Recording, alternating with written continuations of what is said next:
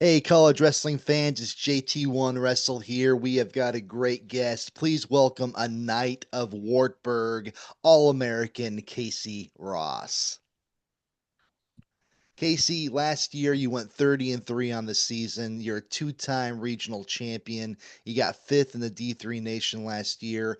What has thus far led to you having such a successful career? Honestly, I would just say the coaches and kind of the environment surrounding me. It's been kind of my college career hasn't really been super set in stone. Like I started my career at Platteville. I'll give a lot of credit to Coach Trevor Kittleson here at Wartburg. I started my career with him over at Platteville. Some things went down there, and I ended up here, and this place has just become a home away from home. The coaches around me, my friends, my teammates, really, I would just say all my success has gone. I would like to credit my coaches and all the time they've put into me. Also, I mean, I would really just credit, honestly, just having a love for the sport. I think having a true love for the sport and having the coaches that also love the sport just as equally, I think they kind of go hand in hand. So, I mean, obviously, myself, I want to push myself to succeed and win in this sport. And I got the coaches who also want that for me. So, they've really helped me every step of the way. So I mean, I'd give all the credit to them. That Brant Bombard will enter 25-26, the number one ranked wrestler, as he finished as the Division III runner-up last season. You actually had two wins over him last year by a score of 2-0 as well as by a score of 1-0. You'll get to face him again on January 30th, which could give you the opportunity, if you're able to beat him again, to take that number one ranking. What would that mean to you? Yeah, I mean, the ranking itself, I don't think I don't want to put too much. I don't want to idolize a number one ranking.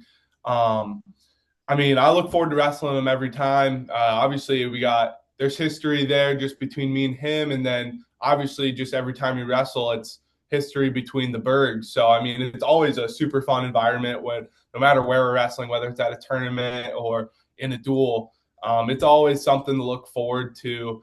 I would say really though, I don't want to put a whole lot of emphasis on the number one in the season. I mean, last year I think, especially just in my whole college career. I've really come to learn that rankings don't mean a whole lot.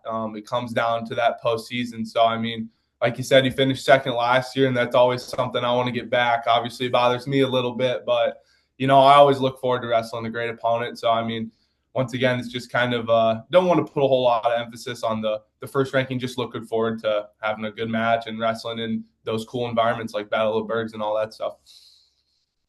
I do have to ask you this. When you were in high school, you finished third in the Iowa High School State Championships.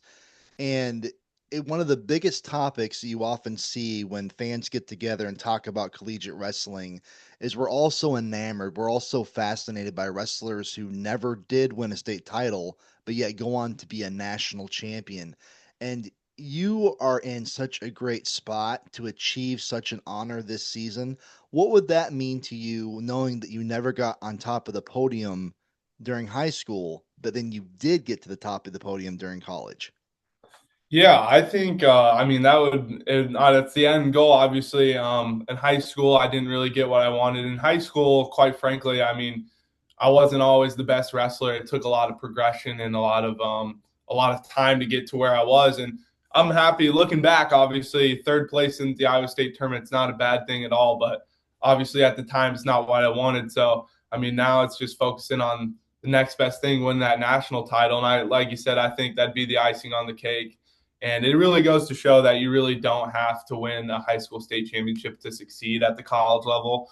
I really big believer in that, especially just me personally, knowing how good I was and then seeing how good I am now. You can really develop as a wrestler outside of high school. You don't have to use all your high school accolades to get to where you want to be. And it doesn't matter, quite frankly, once you get into college. Everyone's a college wrestler, and it doesn't really matter what you do in high school.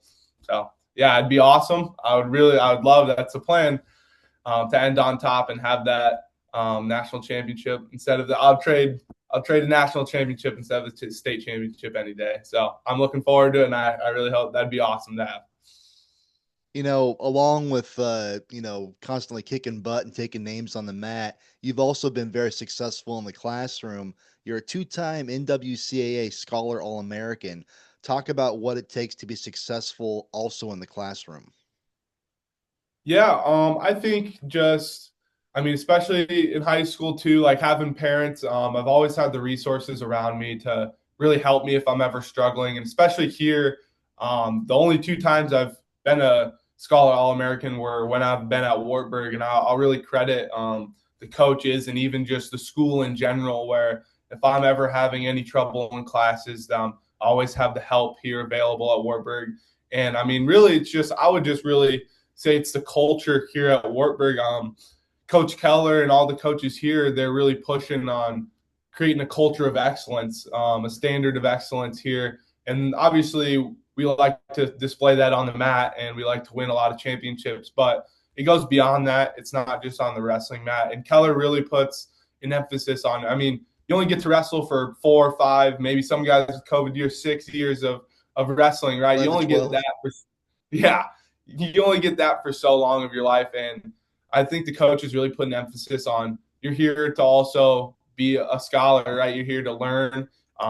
You have your whole career ahead of you, but you don't have your whole wrestling career ahead of you. So, I mean, really just putting importance on getting good grades, because, I mean, you can't wrestle without good grades. And it's one thing just to get grades just to pass, but, I mean, having that standard of excellence, it's pretty cool to say that you're also a Scholar All-American, your grades are in check, and they're above and beyond, and you also can display that on the mat. So I think it really just comes down to the culture that has been here at Wartburg and all the help I've had in the environment around me.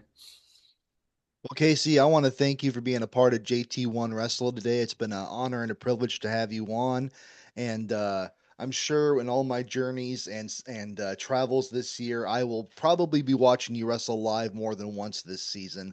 And I want to wish you the absolute best of success this year, both on the mat and in the classroom, 2025, 2026. Absolutely. Thank you for having me on. It's been awesome. I love talking wrestling, so I appreciate it.